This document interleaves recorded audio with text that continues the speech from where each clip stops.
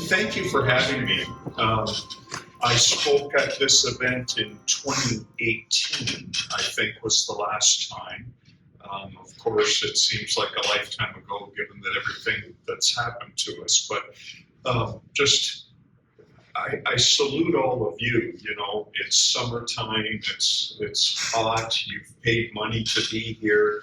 I just think it's really great what George is doing, and I think his new book is terrific, and I just really salute you. I think investing, whether you're doing it personally or you're doing it professionally, is just such a wonderful, wonderful pastime or occupation, depending on your circumstances. There's just so many things to think about, and it's just engaging, and it's about learning and constantly learning. So we just talked about Durrell. So before I get to mine, so full disclosure, George and I were talking at the time he was buying it. He laid the case out for me. I said, "Oh, you're crazy, man," and I wasn't going to do Durrell. So kudos to George, and that just goes to show you, you know, this is a hard business, and it's hard to always get it right. But anyways, it's a pleasure to be here.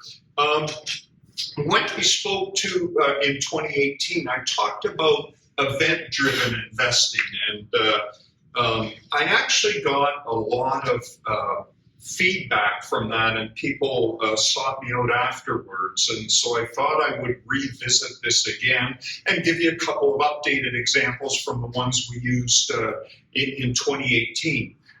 So just quick comment there down at the bottom, you see all figures are in US dollars throughout this presentation. So what is, first of all, let's talk about some labels. And, you know, over the years, there's been many different labels applied to this, and I don't want to get into a conceptual debate. There may actually be some slight differences between these labels, but I think people use them interchangeably now and sort of view, you know, event-driven investing, arbitrage, workouts, risk arbitrage, treat them as sort of all the same thing from a descriptive point of view. So I'm going to be using the phrase event-driven investments, but again, you could substitute any of those phrases. So what is it? It's the pursuit of profits from announced corporate events. So we're not guessing about what's going to happen. We're just, whenever companies are making announcements, then we're assessing probabilistically whether it makes sense for us to do it. So it can be anything from mergers and acquisitions, recapitalizations, spin-offs, liquidations, reorgs, self-tender offers. You know, so Durrell was certainly a candidate from a takeover point of view when the private equity firm made the offer. Sorry, I'm trying to remember who that was. It was a New York firm, but I just can't recall. Was it Cerberus? Yeah. Yeah, you know, that could have been a potential arbitrage opportunity for us. That deal ended up falling through. So maybe I was half right. I didn't listen to George when I should have, but at least we didn't get into the arbitrage and have that cost us some money. So the thing about this is the decisions are all based on a probability assessment of answering 4 questions. And I'm going to get to the 4 questions in a minute. But the part of this is it's when you have an event-driven investment, it's insulated from stock market behavior, because all that matters is, will this event occur or not? We don't need a market upswing to, you know, generate returns for us, or even if markets go down, well, we own an event-driven investment. Typically, you don't have the price of your event-driven investment go down very much, because it's tethered to that event. And whether that event occurs or not is the key to all of this. And so, yeah, the major risk in looking at any event-driven investment is what happens if the announced event does not occur. So I talked about the 4 questions, and let me just deal with those. And this is right out of Warren Buffett's annual letter to shareholders in 1988. And you'll notice he's using the phrase arbitrage in this description. But, to evaluate arbitrage situations, you must answer 4 questions. And I'll just say, you're thinking always probabilistically. What percentage is it that this is going to occur? So, how likely is it that the promised event will indeed occur? How long will your money be tied up? Is it 3 months? Is it 6 months? Is it 2 years? What chances are that something still better can come along? So the obvious one would be a competing takeover offer. Company A's made an offer for Company B, but along comes Company C and makes a higher offer again.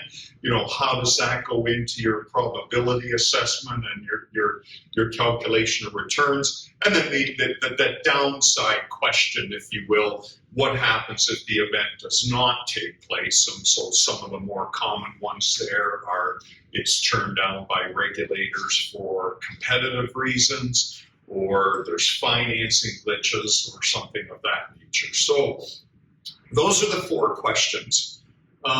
Let's talk about one, and a recent example, Activision Blizzard's being taken over by Microsoft. And Warren Buffett and Charlie Munger did arbitrage in the early days of Berkshire Hathaway. They did it quite extensively. They haven't been involved in arbitrage the last decade or 2 decades, only intermittently, and that's just because of the function of their size today.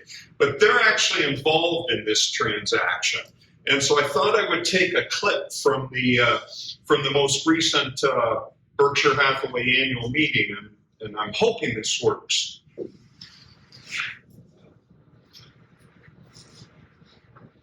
Where they're discussing this particular transaction. Oh.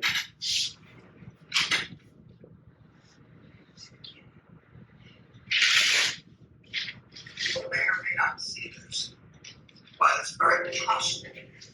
One of the things we bought, one of the things I bought for a different purpose by a different manager months earlier. He bought roughly 15 million shares of Activision. And I knew about the company, but we just see it in the monthly report. But then on January, 17th or 18th, something like that, Microsoft announced they were going to buy Activision for $95 a share. Now, when they announced that, at that point, Activision becomes a different kind of security. It becomes what Charlie and I used to call, frequently did 50 years ago, they call them workouts or something like that, and they become known as arbitrage. Well, they're not really arbitrage, but they're securities, or those things common stock, whose value depends not on what the marketplace does, but whether a given corporate event occurs. An announced corporate event occurs. Well, Microsoft wants to buy Activision. They said at $95 a share, and they got the money. And obviously, mergers, big mergers, tech companies, all kinds of things, we've got all kinds of problems with the world generally in terms of opinion. So you don't know what the Justice Department will do, or what the EU will do, and all kinds of things. Now, every now and then, I see something that I want to do in that field, but very seldom, because you got to be big. The profit is limited.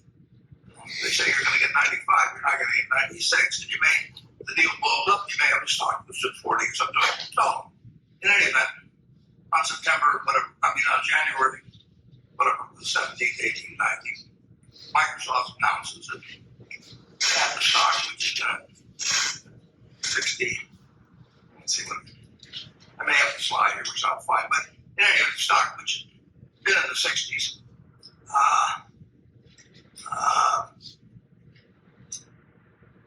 went up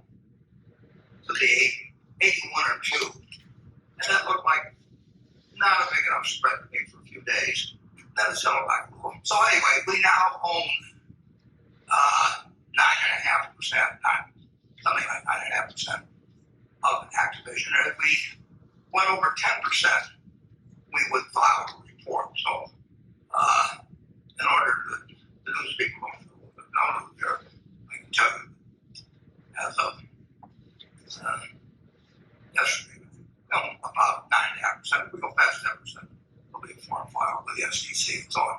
But it is my purchases, not the manager who bought it some months ago. If the deal goes through, we make some money. If the deal doesn't go through, who knows what happens. But I just want to be sure that if we do file that report, people understand very clearly that there's a very mixed up story in the past. We want to be very clear that it was Warren Buffett's decision in that particular case, and he doesn't know what the Justice Department, he doesn't know what the EU is going to do. He never talked to anybody in Microsoft about it. He's just read a document, he makes his own assessment, and it can change. And one time, I think we sold a few shares even when I thought it was a little higher than it should be. It turned out those sales were not bad sales. So I just want to create a little news for you. So there were a couple of things that struck me in his comments. He's very modest, but he made a comment that, we just read the documents and we made our own assessment. So this is a fellow that's been doing arbitrage for 50 plus years. He's very accomplished at it. He can, of course, be wrong, but understand that his assessment of the probabilities are that this deal's going to happen. So let's break it down a little bit more for you and just repeating a little bit of what he got at, but to get it all out here. So on January 18th, Microsoft signed an agreement to buy Activision Blizzard. The price was $95 per share in cash. Activision shareholder approval was required. So when you're thinking about probability, okay, well, the shareholders approve this, why wouldn't they approve it? And in the Dorel example, the shareholders turned down the private equity offer. So, you got to kind of think through those probabilities. He alluded to it in his comments. Extensive regulatory approvals are required to have this go through. There's, I think, something like 30 jurisdictions around the world that have to approve this deal. So when you think about it, you say, first of all, that means it's going to take a little bit longer. This isn't some 30 or 60-day transaction when you're dealing with that many regulatory authorities. So that's something that goes into your return assessment. On the facts, I would just state the following. After these two companies combine, it will be the third largest gaming company in the world. So not the largest, not by a factor of 2 bigger than the rest of the industry. So the two biggest players will be Sony and Tencent. So on the facts, it's hard for me to get to the space where I would say it's anti-competitive. Microsoft has already offered in their initial responses to the FTC that they will continue to sell Activision Blizzard games on all the platforms that they're currently offered. So it'll be open architecture. So again, that's already a give that they're putting out there for the regulators. Of course, they haven't filed everywhere yet. That's going to take place over the next year. But to my way of thinking, if politics stay out of this, and I'm not saying that it will, on the facts, I don't believe that it's anti-competitive. Of course, we're in this environment at the moment where big deals and big tech are being questioned, and so I think you need to expect that they're going to get a rough ride from the regulators. Doesn't mean it won't be approved, but this is going to take some time. And then the other comment, transaction expected to close during Microsoft's fiscal year 2023. So they have a June 30th year end. So they're saying we will expect it to close before the end of June 30th, 2023. As you'll see in a minute, I'm using March 31st as my projected close, and we can talk maybe a little bit more about that in a moment. But so that's the backdrop. What are the things that I'm thinking about? And we've already talked about, the actual statement of fact around competition. But just for full disclosure, we purchased our first shares on January 19th. Now, I thought it was interesting. Buffett said, in the early days, I thought it traded a little high. So we weren't interested until it got into the 70s, effectively, was what he was saying. So maybe I'm revealing something about my skill set here.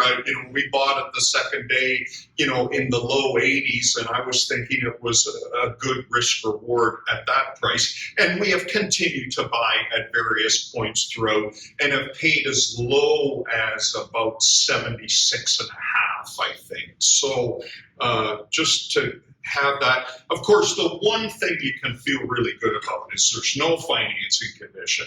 Microsoft has the cash. Oftentimes deals can break down because the company struggles to raise the money or something of that nature. Okay, however you're calculating your probabilities, you feel really good on that count that, okay, they'll close the transaction. They have cash on hand to do that. Activision Blizzard shareholders have already approved the transaction.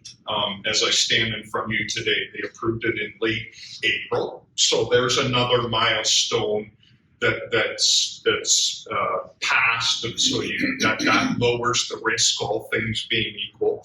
So now, antitrust issues, and that's the key argument here. And I've already articulated to you my view. It's not anti-competitive, but we'll see how that all sorts out. But from the Buffett clip at the meeting, I think one of the things you get in this transaction that you don't often get in a lot of these arbitrage transactions is optionality. So he talked about another one of the managers. So he has a name, but it's either Ted Weschler or Todd Combs had purchased this security as a long-term investment. And as it turned out, at about $78 a share. So now you've got this deal for $95. Will take at least a year to unfold. But you had the investment managers at Berkshire already buying it as an investment position before this deal ever came along. Yes, Matthew. So April 28th, Activision approves the $95. Yes. If you get the green light, you go to 95. The only thing that comes into play is if another company comes in and offers more than 95, would that ever come into effect? Well, that could be a possibility, certainly. I wouldn't put a high probability on that in this case, but then the other issue is the regulators haven't yet weighed in. But then, Microsoft has 15 years of expert experience dealing with antitrust, right? So they should be pretty solid, hypothetically. Well, that would be another comment that I perhaps should have made in thinking about this. Certainly it's not Microsoft's first rodeo as it pertains to making acquisitions, and they would certainly have access to the very best antitrust lawyers. And if they were obviously concerned that this was not going to go through, well, they wouldn't make a bid. So that alone at least gives you some probabilistic confidence that they might that this transaction can happen. But you shouldn't. I wouldn't overweigh that because you need to think about what the regulators are going to do, and it's not the first case of a company being overly optimistic about their ability to get a transaction approved by all the regulatory bodies. So, but this optionality issue, so it just strikes me that, okay, some pretty smart people were buying it at 78 as an investment, long before this came along. And now as an arbitrager, you can buy it as an investment. Now, normally when you're buying an event-driven investment, you're solely thinking of that spread, and you're trying to participate in high probability transactions where it will close. But in this case, I sort of said, okay, if this doesn't close, maybe we've got a decent business here that we can continue to own. And so normally when transactions fail, you have huge downside. Buffett in another speech had talked about arbitrage as making the last nickel after the first guy made 95 cents on the dollar. But in this case, it just kind of strikes me that, okay, some pretty smart people thought it was worth 78 as an investment. You saw there it was trading at 68, or mid 60s before the deal was announced. So the way we tend to think about these things is that's your likely downside. I would just say to you, it's very unusual in an arbitrage transaction that you get one up and one down. And what I mean by one up and one down is the upside is the same as the downside. And then I think the other thing that I need to say about this, and many of you may know this about Activision Blizzard, but it traded above 95 for a good part of 2021. And then there was some pretty severe allegations of sexual harassment, toxic workplace issues, and they're very real, and that's a failing, and it's discouraging at one level. And I actually think that's also partly why they want to sell to Microsoft, because I think the CEO, Bobby Kotick, will likely then retire, and it's an easy way for him to move on.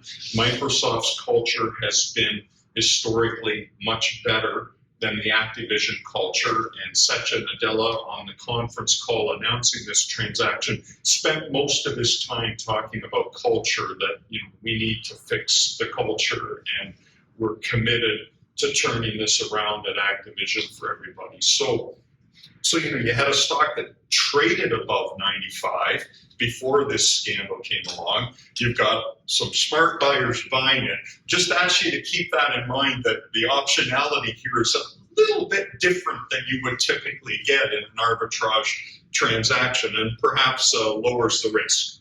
So, question, sorry. Yep. What about the possibility of Microsoft walking away from it? Like, I know it's not that easy. Yeah, they would have to pay a termination fee, right. Which again would put more cash on Activision Blizzard. And sorry, I can't recall the exact number, but it would probably be about $12 a share, I think, that it would.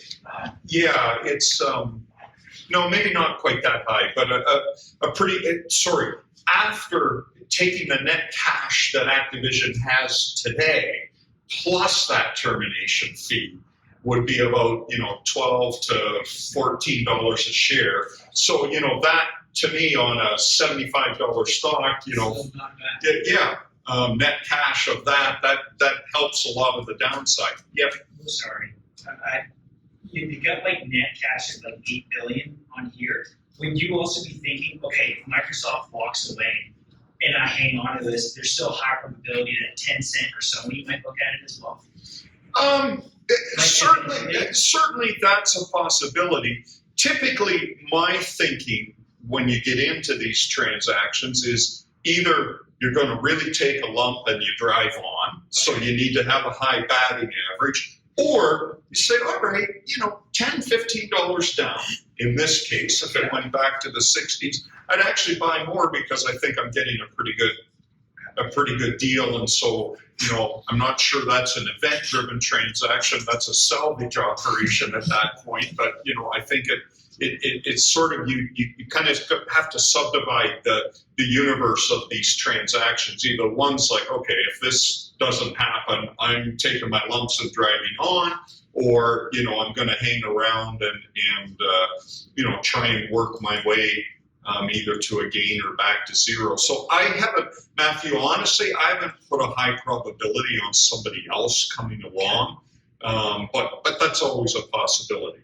So expected return analysis, and just a quick comment here. I was trying to think, what's the right way to do this? Should I do our actual cost, or should I take the price? And so I just took the price as of last Friday when I was putting this presentation together. It's kind of the same, more or less the same today. We would have a cost basis about similar to that, but we've also captured one dividend. But of course, our holding period is going to be a bit longer. So I thought, probably the fairest way to do this. So going to get 95 if this deal goes through.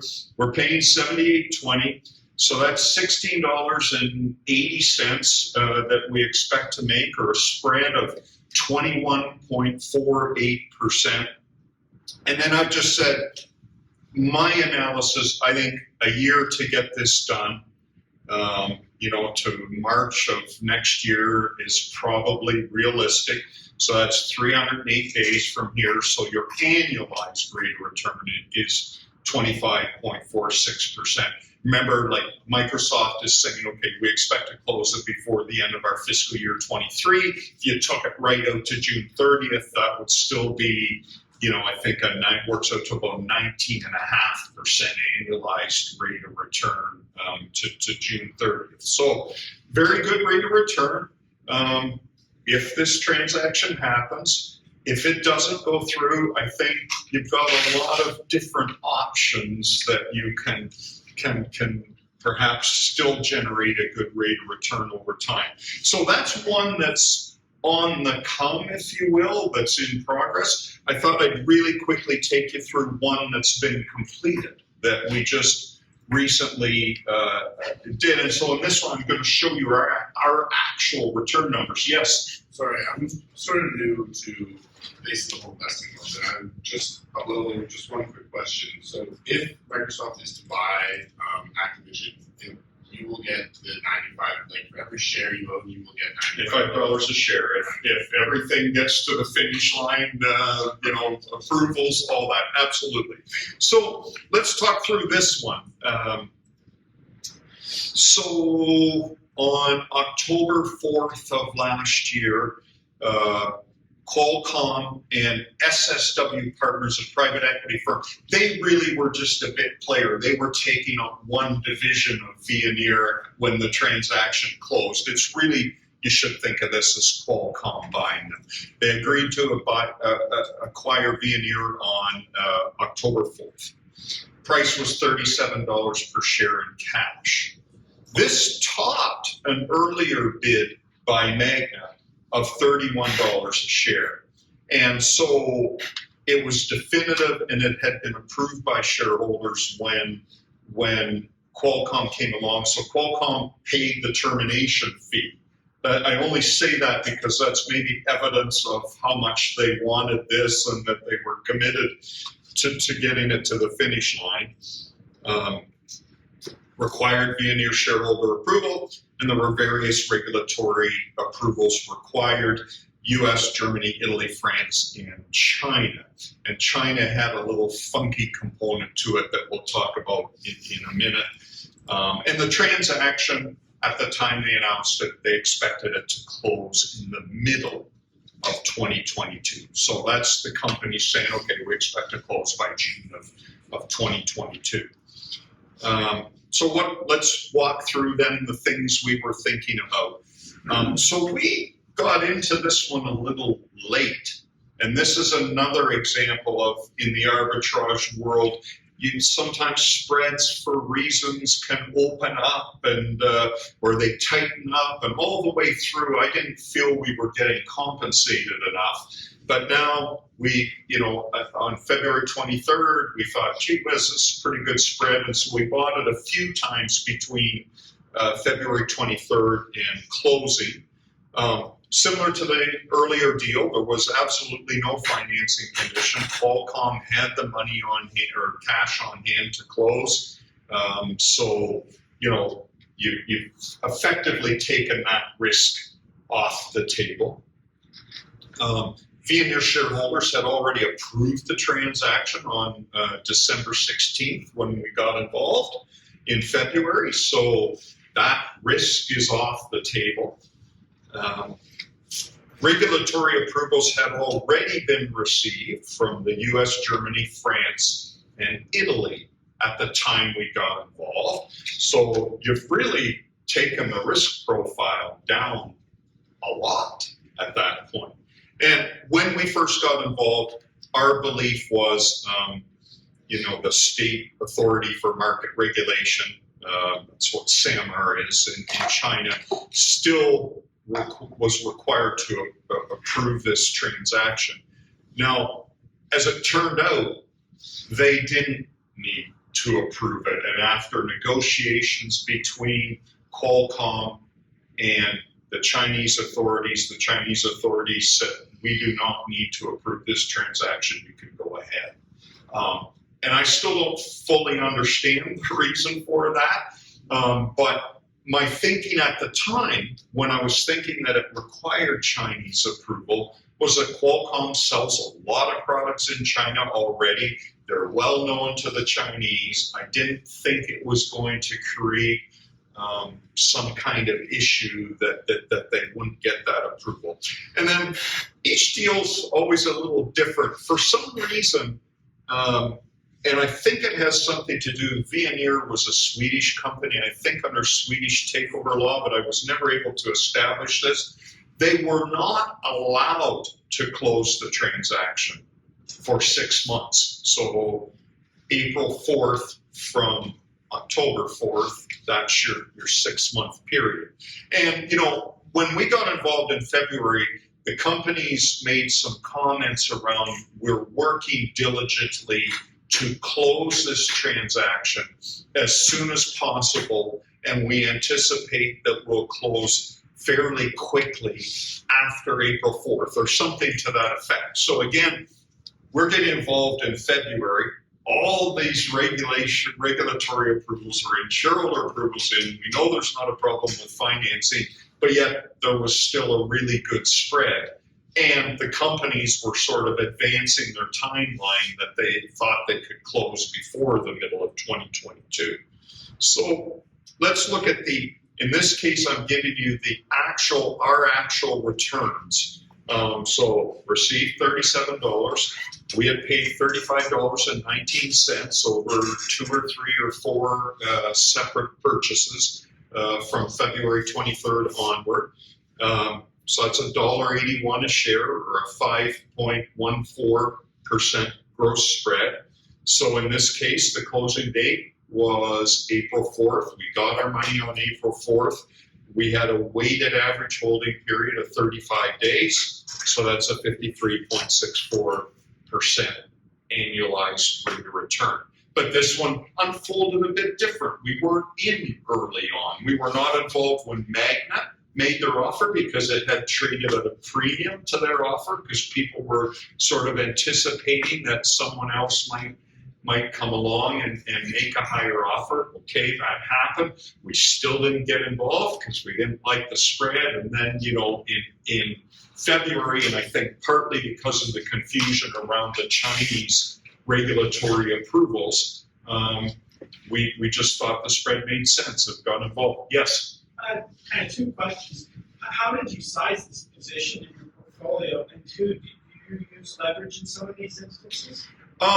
So we manage 2 funds and 1 separate account for a financial institution. And in our one account, we will on occasion leverage our fund, and only leverage against our event-driven transactions because of their reliability. And, please understand, we're not leveraged to any substantive degree, but from time to time, we'll leverage against are event-driven positions. And so I'm giving you cash returns here. In theory, yeah, if it was 100% leveraged and we had 35 days of interest at next, it's an infinite rate of return. I mean, I'm giving you the actual cash on cash returns here.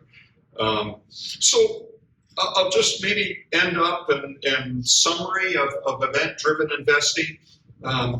Returns depend on transaction completion and not on movement in equity markets. And that was what Buffett was addressing in that quote. The minute the takeover happened, it became, and I think the phrase he used, a different type of security. And so we think that's gives you some diversification benefits that, and I maybe should have said right off the top, most of what we do is long-term investing of the type that you've been learning about this week. But we have this extra page in our playbook. So I would also just say most transactions are uncorrelated with each other. So, whether event B has no bearing, or whether event A closes has no bearing on whether event B closes. And so each one's discrete and you can think of it that way. Short completion times lead to cash availability. Obviously, that's not the case in the Microsoft Activision. It's going to be a longer period of time till it closes. But the Vianer transaction, we had our money back in, kind of 45 days or so. So if markets dropped a lot and there was huge opportunities to make long-term investments, well, you're going to roll that cash back pretty quickly, so you're not going to be at a disadvantage by having your money in arbitrage or event-driven. And then, as I alluded, just the multi-strategy benefits. So you've got long-term investments, you've got event-driven investments. It just adds another page to your investment playbook.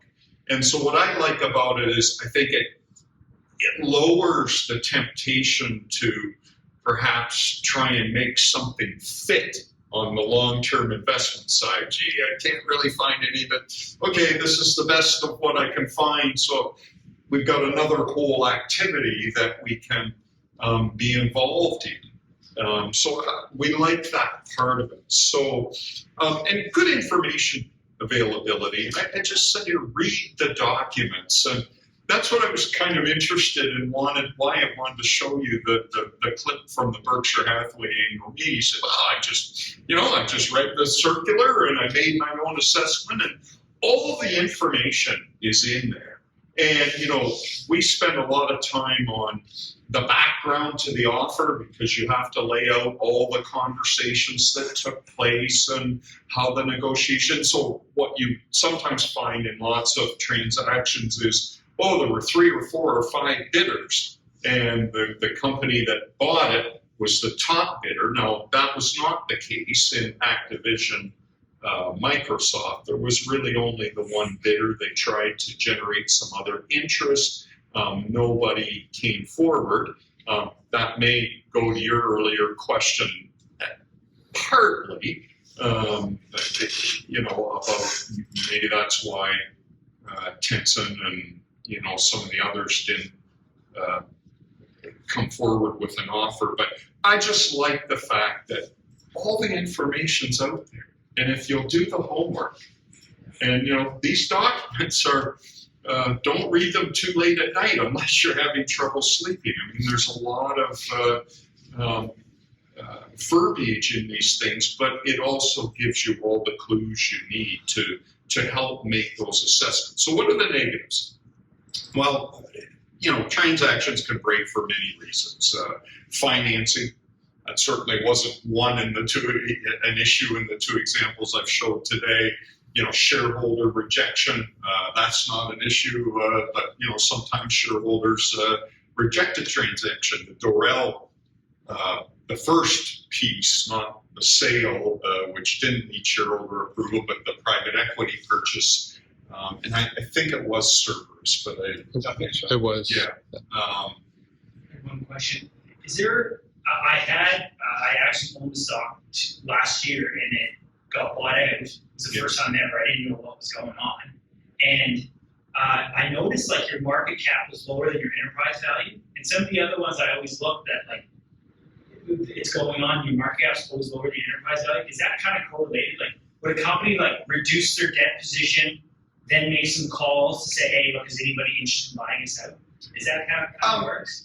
That can be, I mean, clearly in, you know, the Activision Blizzard, I mean, it really wasn't an issue. I mean, Would it be Activision seeking out the other one, saying? no, if you were in the background to the offer, you know, Microsoft came forward. Now, in my opinion, they were also being opportunistic in the sense that the stock had sold off a lot because of these issues with, you know, toxic workplace and sexual harassment. And so, you know, I think they sort of said, hey, like if we can get that resolved, it's worth a lot more. And it had traded at a much higher price.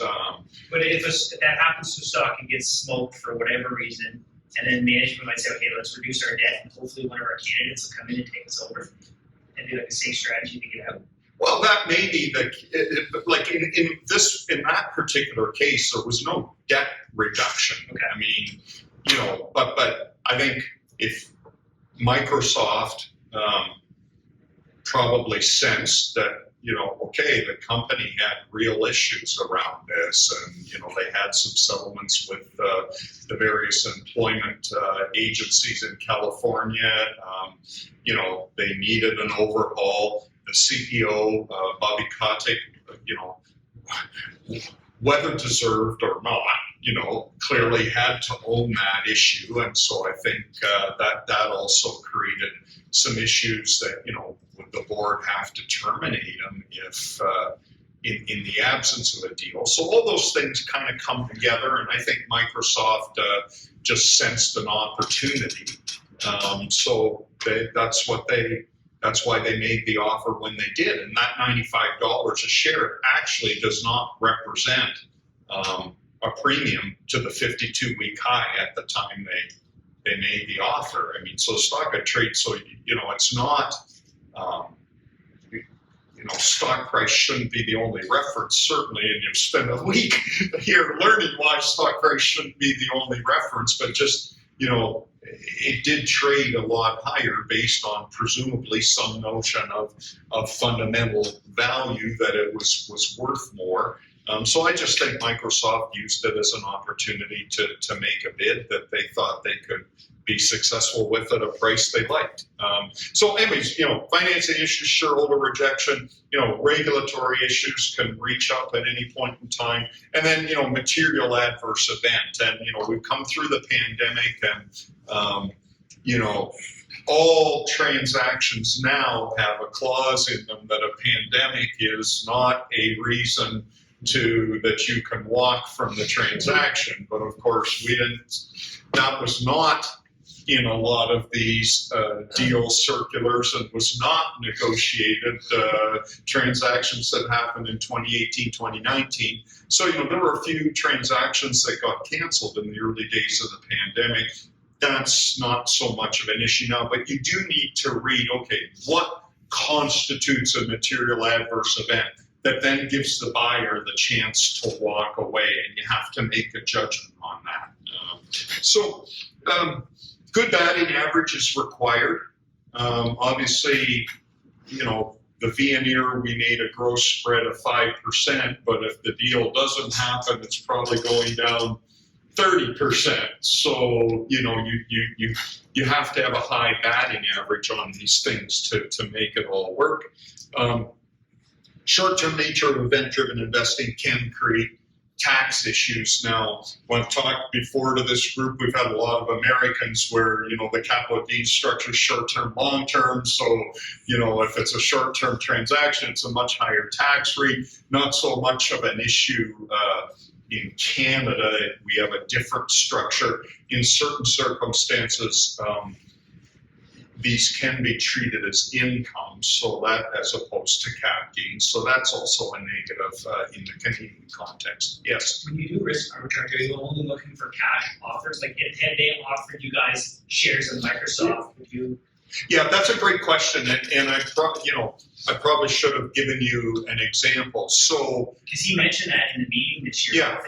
yeah, so if in a circumstance where Company A wants to buy Company B and they're offering half a share of their stock for every share of Company B, we'll do those types of transactions. And where you can have some certainty, you can actually lock in the spread, right? So we would, in that example I just gave you, we buy one share of Company B, we'd short half a share of Company A, and as long as the transaction closes, we know exactly how much we're going to make, and we've locked it in. Now, we may choose not to short something. It depends on your borrowing costs. There's a lot of technical factors that go into But is that. this a lot simpler when it's just straight cash? It's easier. I would say we've done probably equal amounts of both over the years.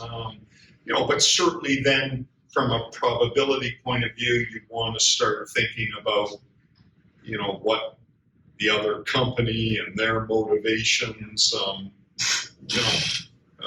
Generally speaking, strategic buyers are really committed to buying. Private equity firms are, they're financially driven, so they oftentimes would be quicker to walk from a transaction. But on the other side, strategic buyers have more issues with antitrust, right? Especially if it's two big companies coming together. So that's, I'm happy to take any more questions. Yes. What are you thinking about the Shaw Registry that's happening right now? Yeah, we stayed, rightly or wrongly, we'll see how it turns out, but we did not participate at all. I just thought my take was that was a non-starter with the regulators, and we'll see.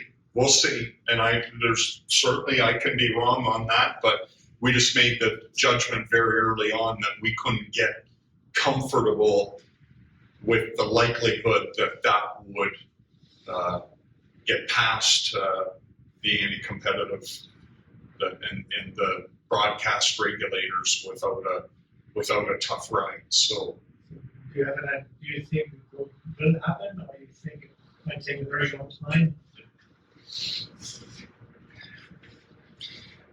well, typically what happens then is what kind of gives are you going to make, and what might you be willing to dispose of. So, let's not maybe take that example specifically, but it's not uncommon. Companies will get into negotiations with the various antitrust regulators and, okay, what if we sold this division and, made this agreement to do this? Would that satisfy you? And that happens all the time.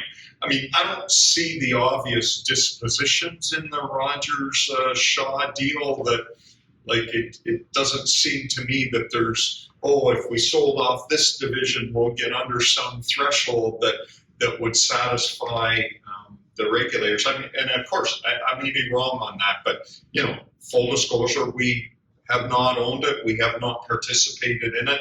And the sole reason is our concern about, whether they can actually get the deal done or not. Would you ever be interested in an arbitrage play if you were not interested in owning the company should it not go through? Like here we are, we're taking that. Oh, sure. The answer is absolutely. But with the caveat that you better have penciled in a high probability that that's going to take place. Like, again, sort of compare and contrast to Microsoft Activision. And, so our probabilities definitely lower that this is going to happen, but we're more comfortable with Activision and owning Activision or adding to Activision after the deal doesn't go through. We do all the time participate in transactions where, we think this is a pretty fancy price and, we're not all that enamored with the company that's being bought out, but we also have a high probability of close.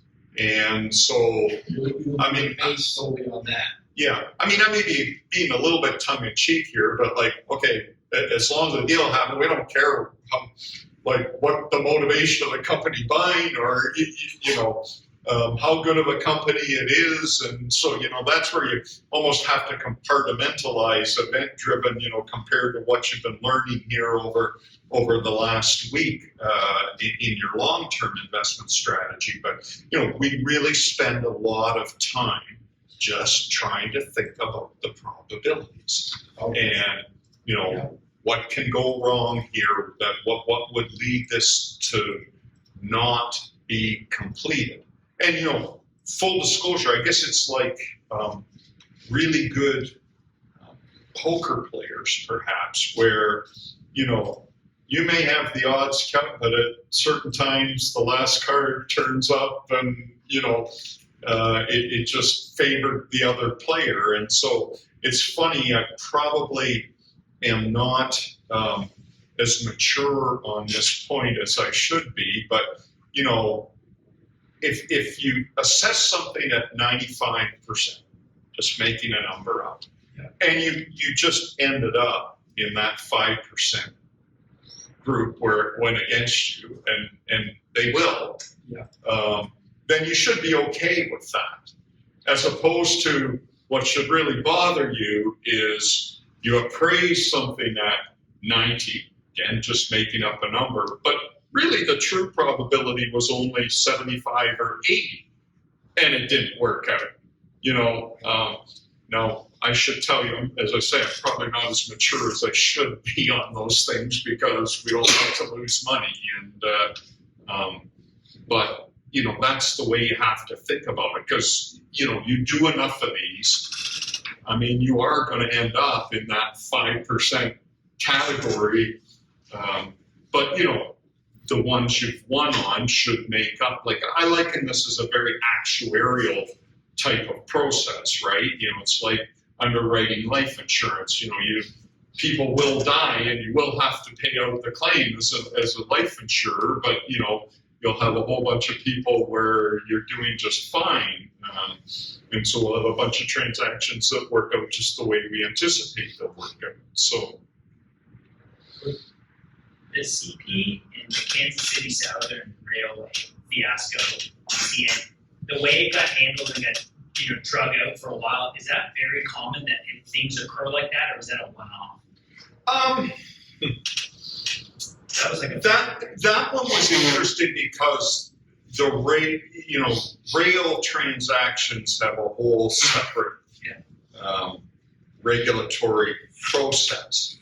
We actually were involved in that one. And I will admit to making some mistakes, even though we made money and it was okay. It was a high single-digit annualized rate of return, and that's okay in a 2% interest rate environment. But you know, we thought that they would allow CM to go forward, and clearly the CEO of CP, who was pretty consistent from the beginning and quite vocal about this wouldn't happen and they would be there at the end. I mean, he was right. He was right. We were wrong, definitely. Great, thank you very much, I appreciate it.